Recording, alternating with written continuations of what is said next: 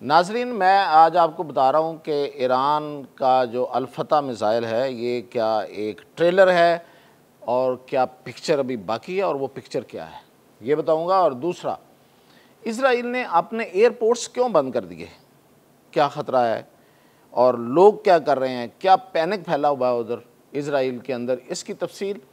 और फिर ये कि ईरान के पास जो मिसाइल्स हैं उनमें क्या क्या ऐसा डिफरेंट नज़र आया है, एक नया मिसाइल सामने आया है, उस मिसाइल ने क्या किया है, और ये कि कौन सा बड़ा टारगेट ईरान ने इसराइल के अंदर हासिल कर लिया है और कुछ नए टारगेट्स जो लॉक किए हैं, ये सब कुछ बताऊंगा।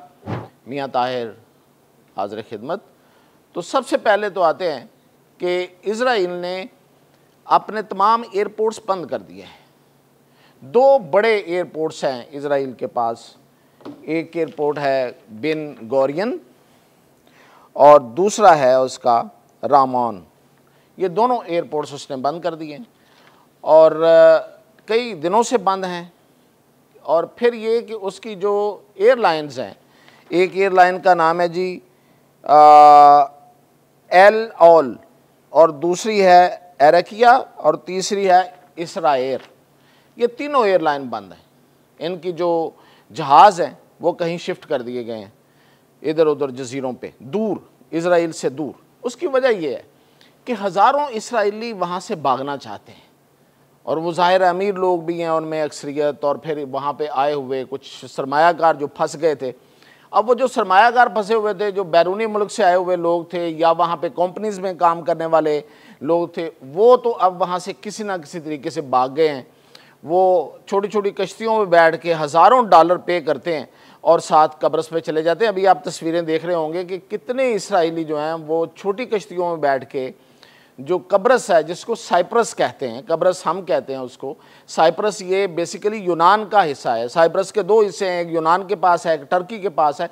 तो ये यूनान वाले साइप्रस में ये भाग रहे हैं समुद्र के रास्ते और कोई रास्ता नहीं मिल रहा और एयरपोर्ट्स उसने बंद कर दिए। एयरपोर्ट्स बंद करने का दूसरा मकसद ये है, एक तो जाहिर है कि सिक्योरिटी पॉइंट ऑफ व्यू से वहाँ पे मिसाइल लगते हैं, जहाज़ ना उतर सकते हैं ना चढ़ सकते हैं।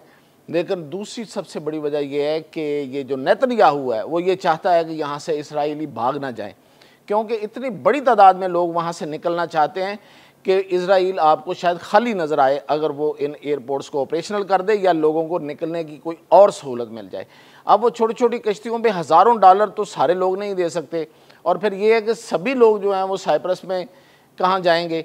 तो बहुत से लोग जो हैं वहाँ से, अब वो एक पैनिक है इस वक्त वहाँ पे कि लोग इसराइल खाली करना चाहते हैं। दूसरी खबर की तरफ आते हैं कि अब ईरान के पास ये जो फतह का मिसाइल है अल-फतह, ये एक ट्रेलर है। यस, ये एक ट्रेलर है।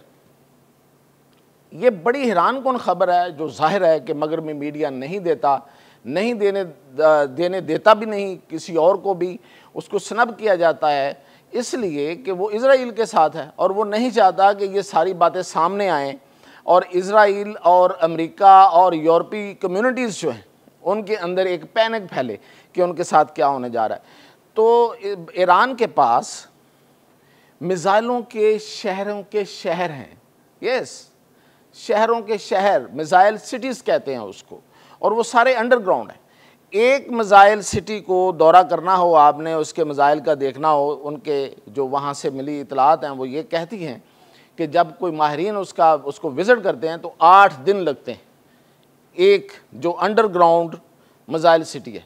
और ये जो जितने मिसाइल सिटी अंडरग्राउंड हैं ये सारे के सारे उन्होंने अपने, आपको पता है कि ईरान बहुत बड़ा है रकबे में, इसराइल तो उसके मुकाबले में कुछ भी नहीं है। तो वो तमाम पूरे उनके पास टेरेन्स हैं, पहाड़ी इलाके हैं, उन पहाड़ों के नीचे उन्होंने ये शहर बनाए हुए हैं और उसमें ये मिसाइल रखे हुए हैं और एक से एक बढ़ के मिसाइल है उनके पास। कौन कौन से मिसाइल हैं, 4-5 आपको नाम लिखे देता हूँ। एक तो हाइपरसोनिक फतह जिसका मैंने बताया, जिसने नींदें हराम की हुई हैं इसराइलियों की, और फिर उनके पास क्याम, फिर उनके पास शहाब 1, 2, 3, अच्छा जी, और फिर उनके पास शेकान और सिज्जील। तो ये सिज्जील आपको पता है कि जो सूरह फील है उसमें भी ये इस्तेमाल हुआ लफ्ज़, तो उसी के नाम से ये सिज्जील है। और खैबर आपको पता है कि किला खैबर जो हज़रत अली ने फ़तह किया था उसके नाम से। और ये ऐसे मिज़ाइल हैं कि इनका फ़िलहाल ये मतलब उन एरो 3 एरो 2 जो उनके रोकने वाले हैं, मिज़ाइल रोकने वाले जो सिस्टम हैं, और फिर बिल्कुल एंड पे जाके आयरन डोम वो उस पर, और थॉड का उनका जो सिस्टम है जो मिज़ाइलों को रोकता है, उनके सामने ये फेल है। देखें, ईरानी बड़े मुतमिन तरीके से बात करते हैं। अभी उनके जो नए सरबराह बने हैं मोहसिन रज़ाई भी उनको कहते हैं, उन्होंने ये कहा है इस मिज़ाइल सिस्टम निज़ाम के, उन्होंने कहा है कि हमने 400 मिज़ाइल मारे, हमारे 10 लग गए काफ़ी है। और ये वाक़ईतन बात सही है कि इजराइल के अंदर एक मिज़ाइल भी लग जाए तो बहुत है। इतनी पैनिक वहाँ फैलता, और इतना कुछ उन्होंने अब तक तबाह कर दिया है। मसलन उन्होंने एक 8200 यूनिट उनका तबाह कर दिया है। 8200 यूनिट जो है ये बेसिकली इजराइल का वो यूनिट है जिसने इस्माइल हानिया को कत्ल करने के अलावा बहुत बड़े बड़े इन्होंने अपने टारगेट सवेल किए थे। ये उनका एक फ़ौजी यूनिट है, इसको तबाह कर दिया है।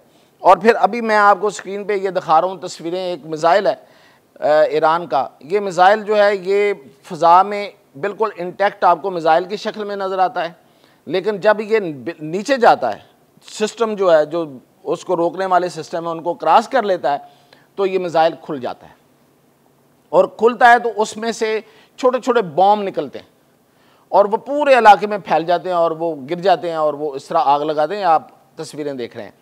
तो ये इतना ज़बरदस्त मिज़ाइल जो है वो ईरान ने अभी 1 से 2 सिर्फ वहाँ पे फेंके हैं, ज़्यादा अभी नहीं फेंके हैं। इसके अलावा जो मैं आपको बता रहा था कि ईरान जो है वो और कौन कौन से जो 8200 यूनिट है, इसके अलावा कौन से टारगेट जो है वो अवेल करेगा, तो वो उसने लॉक कर लिए हैं। वो बहुत से हैं, वो मैं आपको अगले अपडेट में बताऊंगा कि कौन कौन से टारगेट्स हैं जो लॉक कर लिए हैं, जिनको निशाने पे ले लिया है और उनको निशाना बनाया जाएगा। और जब उनको निशाना बनाया जाएगा तो फिर शायद पूरी दुनिया के होश ठिकाने आ जाएंगे।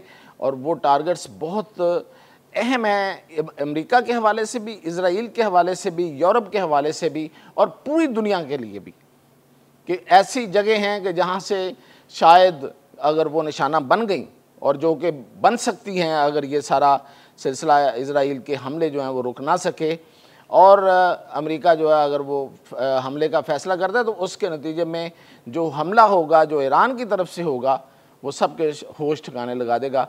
ये थी अब तक की अपडेट।